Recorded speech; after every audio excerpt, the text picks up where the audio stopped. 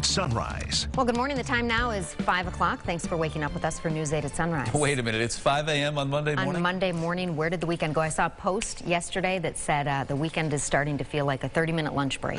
That's right. This one Spot in particular. Yes. All right. But here we are Monday morning, and here you are as well. Thanks for getting up with us. All the headlines coming up, including a check of the forecast. Josh, good morning. Good morning, Mark. Good morning, Leah. And good morning to you here at 5:01 a.m. getting you ready to go on this Monday morning. And the stage is set here for what should be some pretty gray weather, I guess you could say. We've got showers of rain and wet snow that we're watching making their way in from west to east. As far as temperatures are concerned right now, we are into the 30s. 31 in Canandaigua, 32 in Webster. Good morning, Greece here at 34 degrees, finally above freezing. It's been a while since we've been able to say that. Satellite radar showed just a little bit of wet snow headed our way. I'm not thinking much more than a couple of slushy inches of accumulation. There's that. There's your top temp. You're right around the upper 30s to near 40 today from Hilltop to Lakeshore. Guys, back to you. All right, thank you very much. Now for the very latest on COVID-19 this morning. Today marking the third and final phase of the return to in-person learning for the Rochester City School District.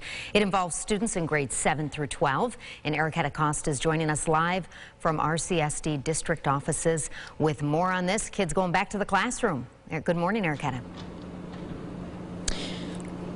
Good morning, Leah. Well, 2 days of in-person, 2 days hybrid. So 7 through 8 standalone buildings will be opening up Thursday and Friday, and those buildings already open, K through 8, are welcoming back their 7th and 8th graders today and tomorrow. Later in the week, Thursday and Friday, as I already mentioned, those standalone buildings opening. Also, buildings 7 through 12 will be welcoming back those grades 7 through 12 again, and K through 12, excuse me. Wednesday is an independent learning day. So I caught up with an RCSD parent and her son, Rashonda and Micah Johnson. Micah is in 8th grade, returning back on Thursday. He's in school number 3. That's a standalone 7th and 8th grade building. The two say they're ready to go back after almost a year of being out of the building, and many months of getting used to mask wearing and distancing makes them feel safe in doing so. Rashonda says one reason she's confident in this return back is the trust between herself and her son. Stay in communication with his teacher, which I am now. They're all fabulous. Stay in communication with us and kind of let me know. I also, when he comes home, I'm also checking temperatures and making sure I pay attention to him, see if there's any changes in his behavior or, and I think that's more important. Other than that, you gotta, at some point in time, you gotta have some type of trust. Now, the district provided an update on their filtration systems over the weekend. They say the MERV 13 filter will be installed in all schools by the end of the month. That's a filter that filters out bacteria and virus like COVID-19. For now in Rochester, Erica Costa, News 8. All right, another adjustment for all those students. Erica, thank you for that. The district says that those filters are an extra layer of protection, and the State Department of Health recommendations do not specifically mention those. Well, the state health department also identifying its first case of the South African strain, COVID strain, in a New York resident. According to Governor Cuomo, the case was identified in a Long Island resident and verified at a lab in Albany. A Connecticut resident was taken to a New York City hospital with the new variant last week. Dr. Anthony Fauci says the new COVID variants are a concern. We really need to keep our guard up because we have variants out there that are circulating that have a greater degree of capability of transmitting from person to person. I refer specifically to the UK variant, the 117 that we talk about. The one thing we don't want to do is to get complacent that it's coming down so sharply that now we're out of the woods, because we are still at a baseline of daily infection that's quite troublesome. Well, I love this news coming as the nation reaches another grim milestone. 500,000 Americans have now died from the coronavirus, according to Johns Hopkins. President Biden and Vice President Harris will deliver remarks on those lives lost at a candlelight ceremony coming up tonight at 6:15 in Washington, D.C. In other news this morning, one man is dead and another injured after a double stabbing in Rochester. Officials say it happened on Evergreen Street near St. Paul Street on Rochester's north side. Police responding to that area for reports of a large fight around 5 p.m. Sunday.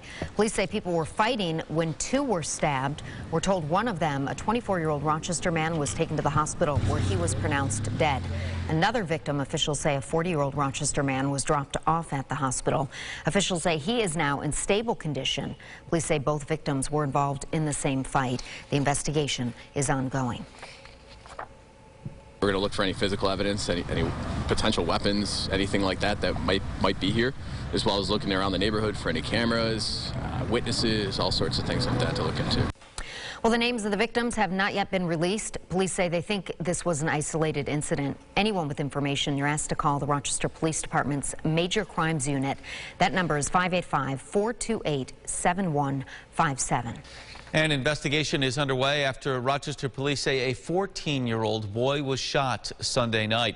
Police say this happened in the area of Lyle Avenue and North Plymouth around 10 o'clock. Officials tell us the victim went to Rosemary Street, where he reported the incident to police. RPD says the victim was shot in the lower body and taken to the hospital with a non-life-threatening injury. No suspects are in custody at this time. Police also telling us a 26-year-old man shot around 10:30 Sunday night. Officials say it happened on Lake Avenue in the city. The victim arrived at the hospital with a gunshot wound to the upper body. Police say the injuries are non-life-threatening and that investigation continues. Well, happening today, Rochester Mayor Lovely Warren is scheduled to make a virtual court appearance for a motions hearing. The mayor pleading not guilty to 2 Class C felony charges in October last year. Warren and 2 former members of her campaign committee are accused of campaign finance violations related to the 2017 re-election campaign. The charges: scheme to defraud in the first and violation of election law. The hearing is scheduled for 10 o'clock this morning. Well, another local bridge is closing for repairs this week in the village of Pittsford. The State Street Bridge is expected to be closed up to 6 months. It carries Route 31 over the Erie Canal and is a popular roadway. The repairs will cost about $3.5 million. The 2-lane road closing will impact traffic there in the village and impact how you access some businesses there. Pittsford residents say the bridge does need the update. It's a necessary evil. It has to be replaced. It's in really bad shape. If you cut through Pittsford, learn other ways. It's going to take till summertime. You're going to have to be patient. Well, the project is going to take just a little bit longer than that. It's expected to last about 6 months. The DOT says it will extend the bridge's service life for another 30 years. They also say Route 31 will be accessible right up to the construction site on either side of the bridge. Of course, you can't get over it, so you're going to have to find some alternate routes there. I know a lot of people, myself included, that go that way. And forget. You know, you can kind of cut through Schoen Place if you're coming from one direction. From the other direction, you got to decide what you're going to do. Yes, but, be prepared for that. This is what we do. Plan ahead. People in Fairport have been dealing with this, Spencerport. Now Pittsford's turn. Right. Yeah. Hey, Monday morning, good news is it's a little relief from the bitter, bitter cold. 32 degrees feels pretty good. Yeah, it does. It's been a long time since we've been actually at above freezing. So, yes, it's here, some of this somewhat milder air, and we do have some rain and snow as well that's here. As we look at radar and satellite, just a little bit of light, wet snow to deal with here this morning. We'll let you know how much will fall and how long it lasts in my forecast.